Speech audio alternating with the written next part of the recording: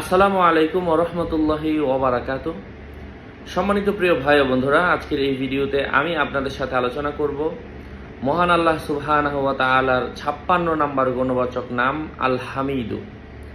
আল্লাহ তাআলার এই গুণবাচক নামটা বেশি বেশি পরিমাণের পড়লে স্বভাব চরিত্র ভালো হয় এবং মুখ দিয়ে ভালো কথা বের হয়।